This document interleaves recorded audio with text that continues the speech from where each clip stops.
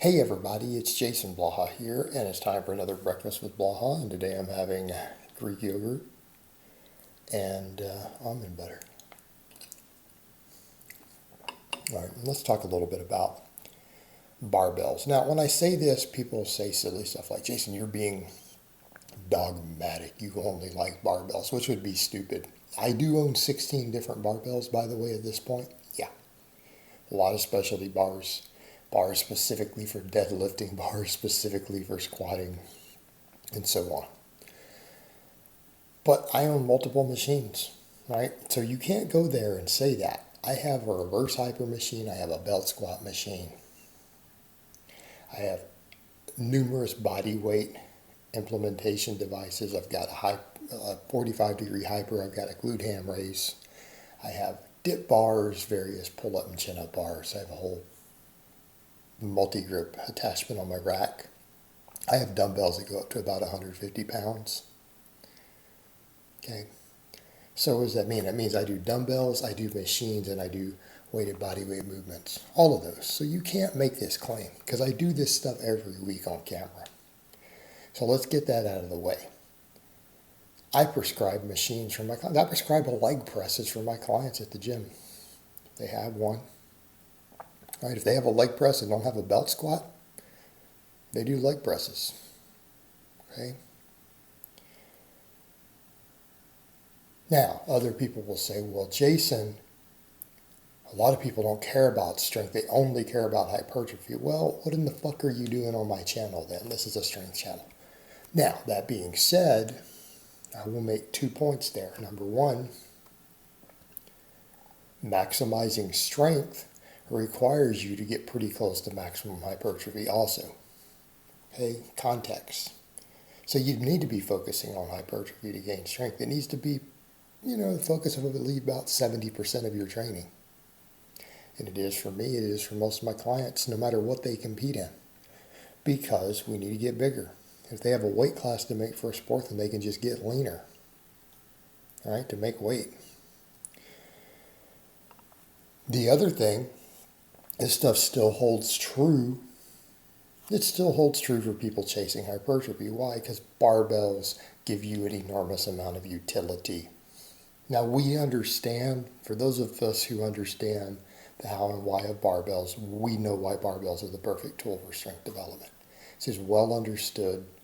We don't necessarily need a full discussion of that. But that being said, even for hypertrophy purposes, are you guys telling me the bench press isn't an enormous pec, delt, and tricep developer? If you don't believe that it is, you have been misled by really, really ignorant bodybuilders. Now, you've been misled.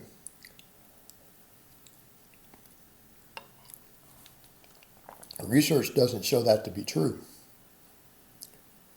That's why when you see bodybuilders who have degrees in the field, some of them say bench press is one of the best pec exercises there is.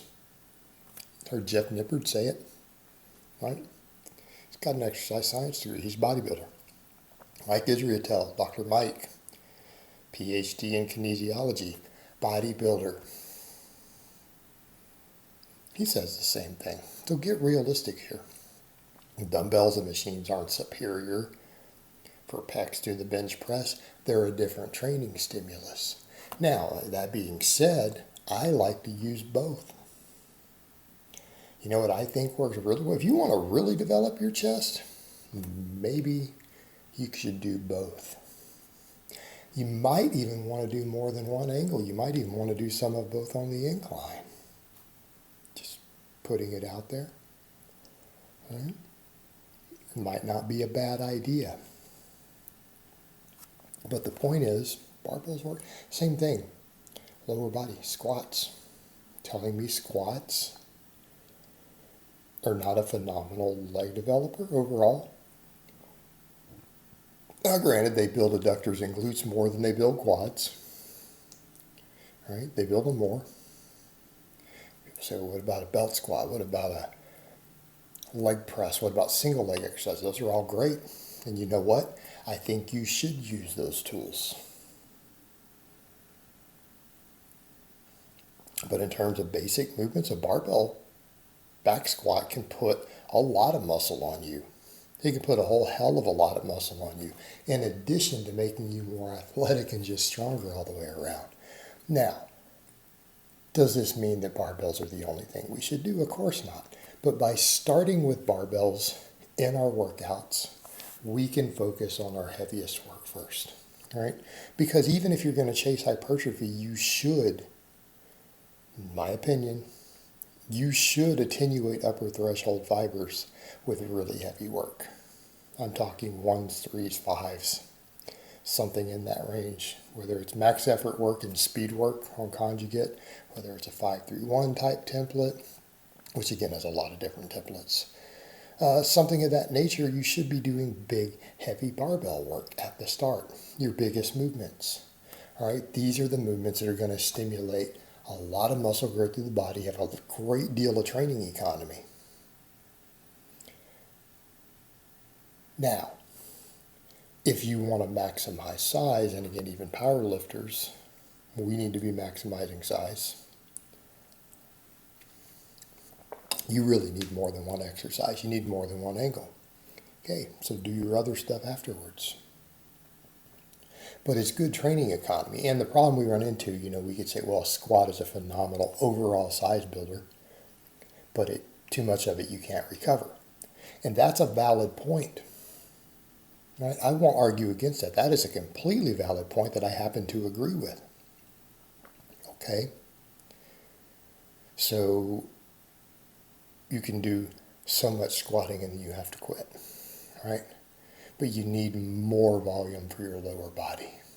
Well, that's where these other tools come in, where you could do a split squat, you could do a lunge, you could do leg presses, we could do belt squat, like my belt squat machine. You know what? Those are my top 3 right there. You want something to do after you squat to really double down and maximize all lower body development, and barring hamstrings. It's worked great. They're fantastic choices. Right? Fantastic choices. Same thing, deadlifting. We can argue about the issues with deadlifting and hypertrophy, and there are fair points to be made there. But a limited amount of deadlifting, phenomenal. Build your whole back. It will help build your whole back. Is it the only thing you should do for your back? No. I'm a massive fan of weighted pull-ups. I'm a big fan of rows. I do a lot of them. I program a lot of them. I like good mornings. Everyone knows that. About hamstrings and the rest of the posterior chain, same thing, right? Good mornings are easier to recover from than deadlifts. You could do good mornings afterwards. So I need more hamstrings still than do a smaller hamstring movement, right? Start with the big movements. And even the good morning is a big barbell movement. Romanian deadlift's big barbell movement. Let's say you're not going to do a traditional deadlift at all. You want to do these easier hip hinges. They're still barbell movements. And sure you could do them with other implements. You can Romanian deadlift with dumbbells. Is it as efficient as a barbell? No. And you damn well know it isn't. You know it isn't. So let's say you really do want to build your hamstrings, or you want to use the RDL. So look, you're starting with a barbell movement. And even if you do good mornings behind it, that's a barbell movement. Then you do a glute ham raise. Okay, now you got to a non-barbell movement. But the point is, you're going to get the best training economy if we start with barbell exercises. And then we determine, based upon our needs, our recovery, the volumes that we require, what other stuff to add in afterwards. And I'm not downplaying the importance of that afterwards stuff by any means. Anyone who follows me knows that. But the point stands. The barbell work should be our core. That's our base. The other stuff is accessory, even if you're chasing hypertrophy. All right, guys, but that's really all I have to say on that today. I hope it's been informative, and I will talk to you guys next time.